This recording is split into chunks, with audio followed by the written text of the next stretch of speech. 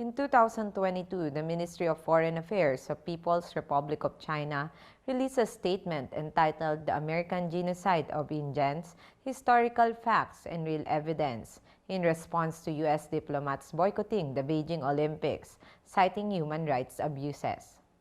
The statement identifies the definition of genocide. It declares that in 1946, United Nations General Assembly affirmed genocide as a crime under international law in Resolution 96, which stated that genocide is a denial of the right of existence of entire human groups, as homicide is the denial of the right to live of individual human beings. Such denial of the right of existence shocks the conscience of mankind and is contrary to moral law and the spirit and aims of the United Nations. It stated the evidence on U.S. government's genocide against Indians. On July 4, 1776, the United States of America was founded with the Declaration of Independence, which openly stated that he, the British King, has excited domestic insurrections among us and has endeavored to bring on the inhabitants of our frontiers, the merciless Indian savages, and slandered Native Americans as the merciless Indian savages. The U.S. government and leaders treated Native Americans with a belief in white superiority and supremacy, set out to annihilate the Indians, and attempted to eradicate the race through cultural genocide. During the American War of Independence 1775 to 1783, the Second War of Independence 1812 to 1815, and the Civil War 1861 to 1865, the U.S. leaders, eager to transform its plantation economy as an adjunct to European colonialism and to expand their territories, coveted the vast Indian lands and launched thousands of attacks on Indian tribes, slaughtering Indian chiefs, soldiers, and even civilians, and taking Indian lands for themselves. In 1862, the United States enacted the Homestead Act, which provided that every American citizen above the age of 21 with a mere registration fee of $10 could acquire no more than 160 acres of land in the West. Lured by the land, the white people swarmed into the Indian areas and started a massacre that resulted in the death of thousands of Indians.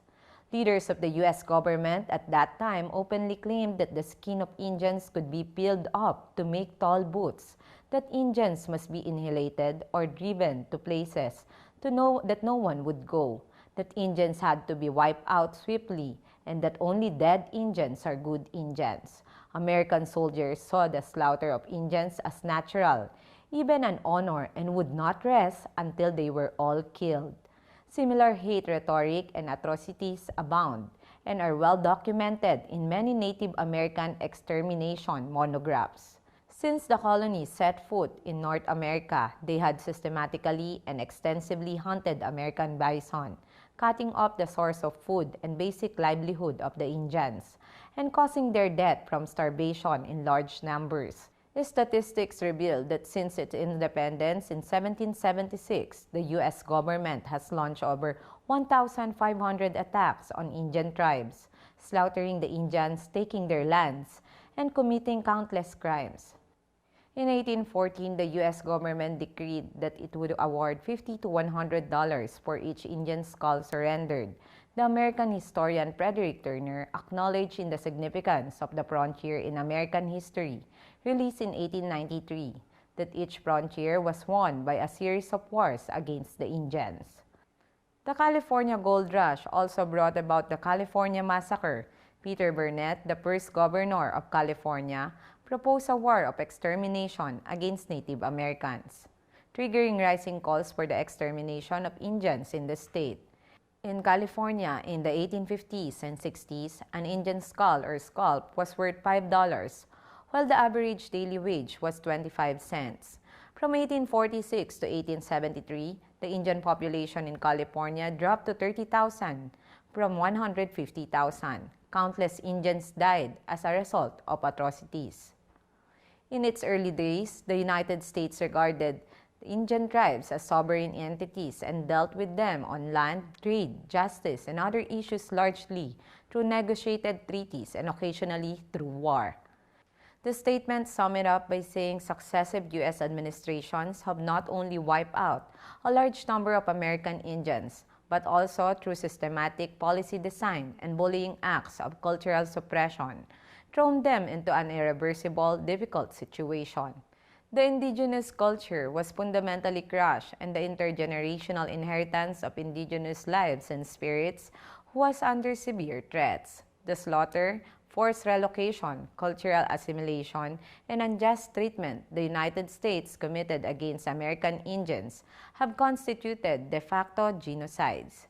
These acts fully match the definition of genocide in the UN Convention on the Prevention and Punishment of the Crime of Genocide, and have continued for hundreds of years to this day. It is imperative that the U.S. government drop its hypocrisy and double standards on human rights issues and take seriously the severe racial problems and atrocities in its own country. I am Lovely Montoya of Manila STV.